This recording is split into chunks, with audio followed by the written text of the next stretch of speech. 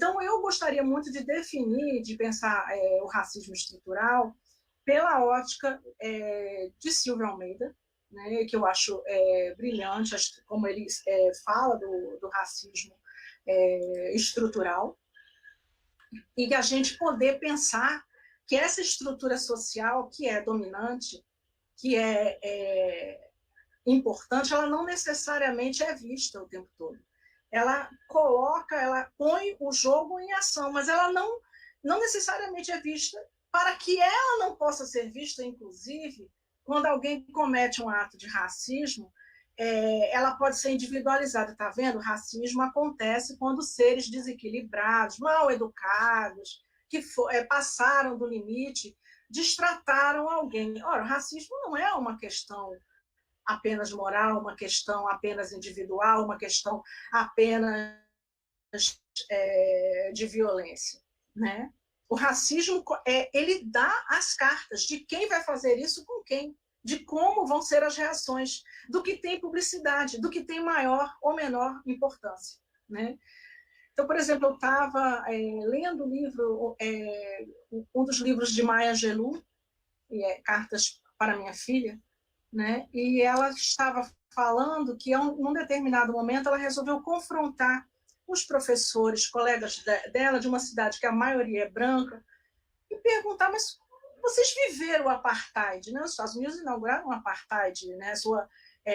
Eles se estruturaram o racismo de uma maneira diferente da brasileira, né? Que prefere negar, fingir que ele não existe, dizer que são queixas fúteis, dizer que as pessoas que falam em racismo querem ter vantagens, embora isso esteja mudando, e não está mudando porque as mídias fizeram a fineza de falar sobre isso. Está mudando por luta e por resistência, né?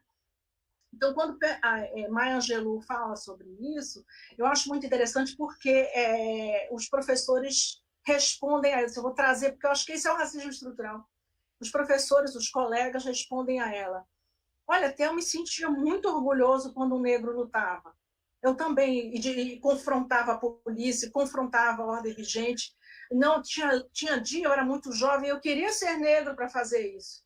Aí outro dizia assim, eu nunca pensei nisso. As coisas eram assim. Aí outro dizia assim, me parece que tudo estava colocado já. E que aquelas pessoas estavam questionando e a gente nunca tinha questionado. Mas as coisas operavam daquela maneira. Então, a estrutura, ela nem sempre é evidente. A estrutura está lá, ela dispõe as peças no tabuleiro. E no caso brasileiro, ela dispõe de forma absolutamente perversa, e a pandemia está nos mostrando isso. No caso, os grupos, o povo negro, mas também o povo indígena, né, tem sido cruelmente castigado nessa pandemia, né?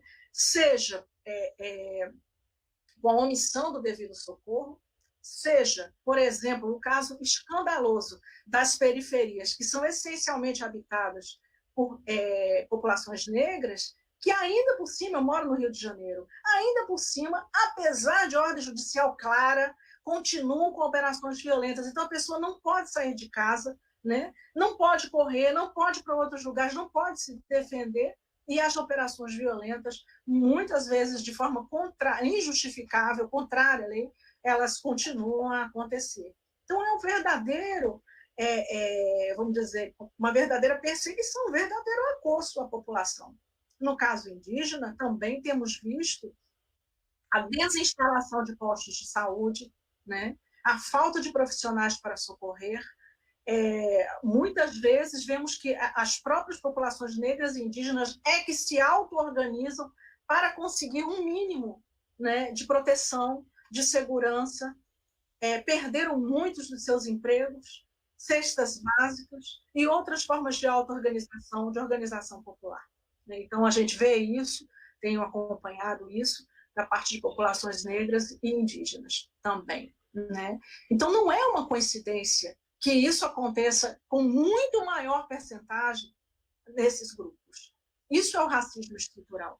Não é uma coincidência, nesse tabuleiro da saúde, por exemplo, montado esse jogo do jeito que está, que os médicos, em via de regra, sejam brancos, que os enfermeiros mais graduados tenham, sejam brancos, alguns tipos de tipo intermediário e alguns poucos negros, mas o auxiliar de enfermagem seja predominantemente negro. Né? Então, o que a gente está vendo são também, muitas vezes, né, níveis de sobrecarga, de exaustão, de exposição, de falta de proteção, mesmo nesse microcosmo, aí, se a gente pensar, por exemplo, dentro de um hospital. E como é naturalizado, né? Que os agentes de limpeza possam, que quase sempre são negros, possam entrar em contato com um nível alto de contaminação. Os agentes de segurança, via de regra também negros, possam entrar em contato sem muito alarme com esses níveis de contaminação.